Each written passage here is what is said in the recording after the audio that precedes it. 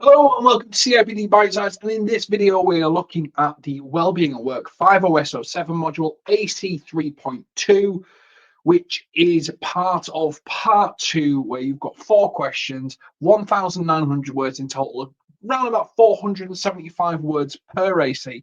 But this is the chunky one. This is the one where you're going to have to throw some words at it, because you work for InsurerSave and you have to design in summary form a well-being program / initiative that would address one area of InsurerSave's needs. Your design summary should include the needs being addressed, the key components of the program, the people involved / affected, and the potential well-being benefits gained.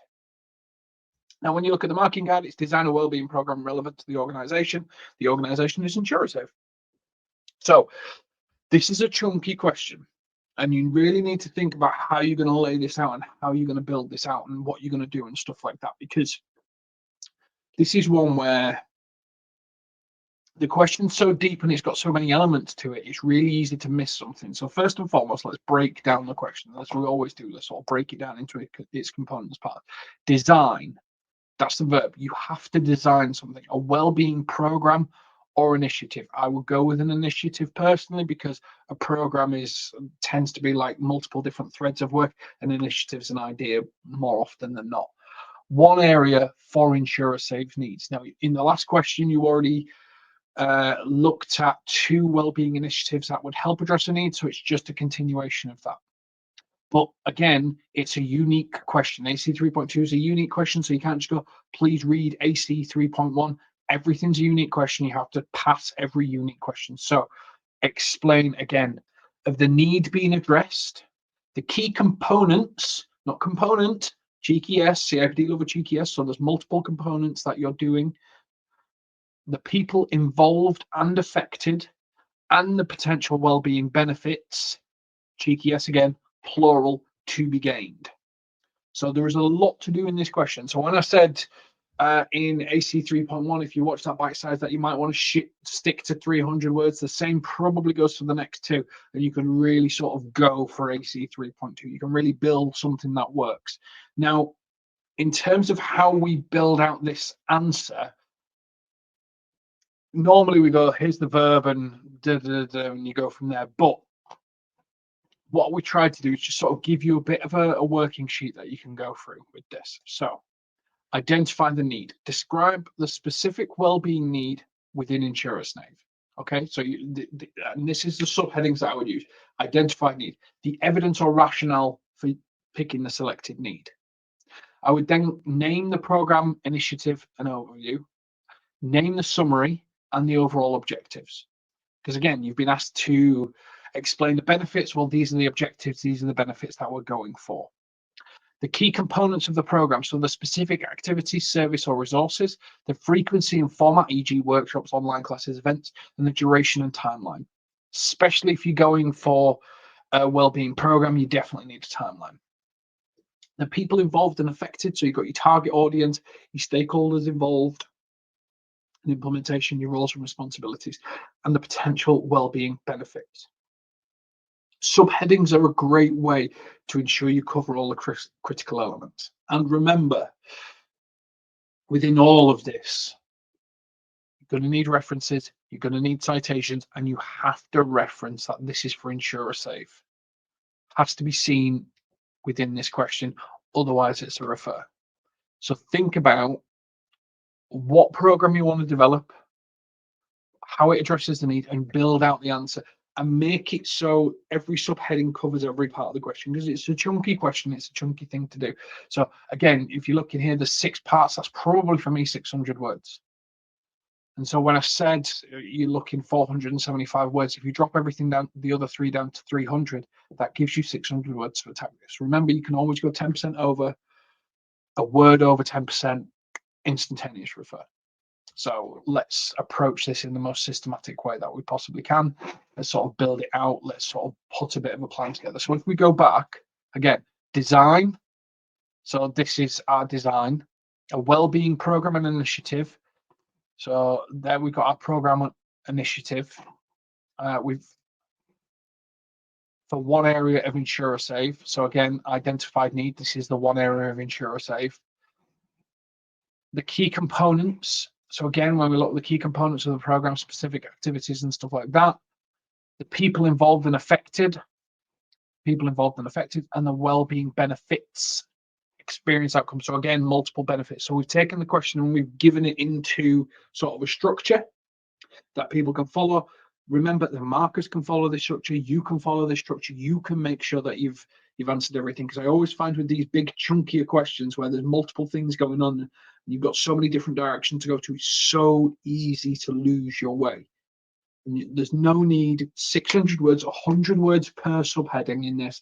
You can really build out your answer, and you can really get creative in terms of what kind of thing you want to do. Now, if you remember when we talked about AC 3.1, one of the key things that we saw coming up quite often was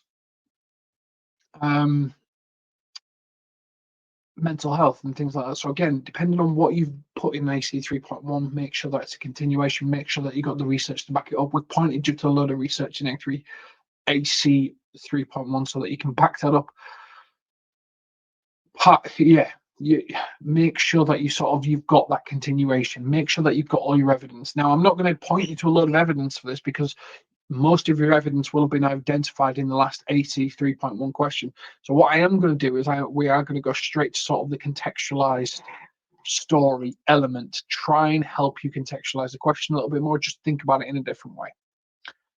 And this is the story of the tale of the troubled trotters. In the bustling metropolis of insurer safe towers, a particular problem had arisen.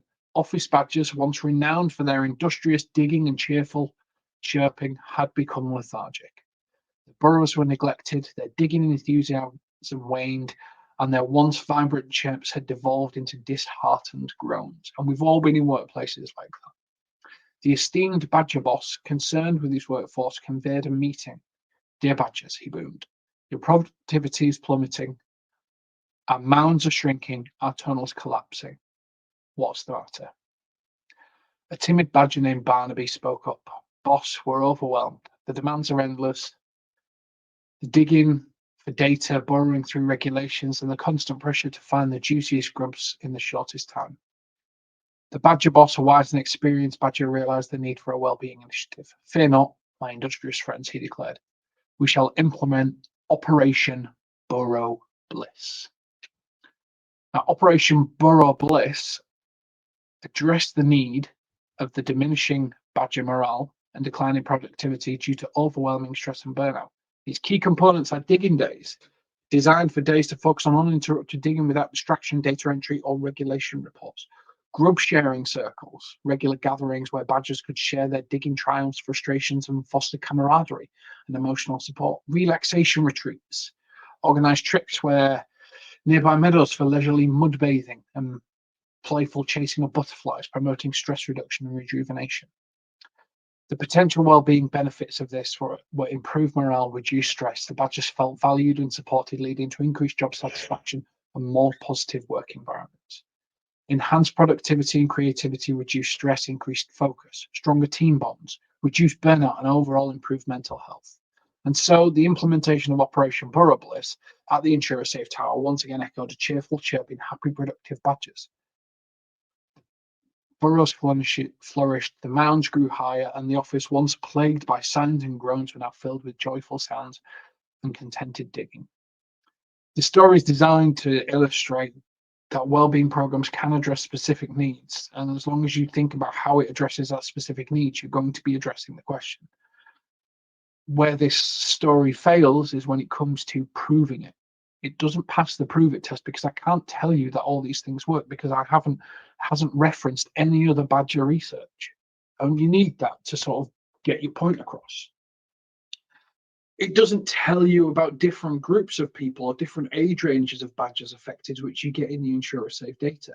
It doesn't tell you about the potential well-being benefits gained. It just tells you that they're going to be benefits. It doesn't tell you what to expect. This is the level of research you need to put into this question to really sort of build it out and give you the most holistic answer that you possibly can. absolutely best of luck with 3.2. This is a tricky question, and you really need to sort of take what you've got from 3.1, build it into 3.2. 3.3 and 3.4 are also continuations on the same theme in terms of just rolling forward with your initial idea. So if you haven't started 3.1 yet, that is your flag in the sand, so to speak. That is the start of all the other assessments for this. So best of luck, and we'll catch you on the next one. Take care.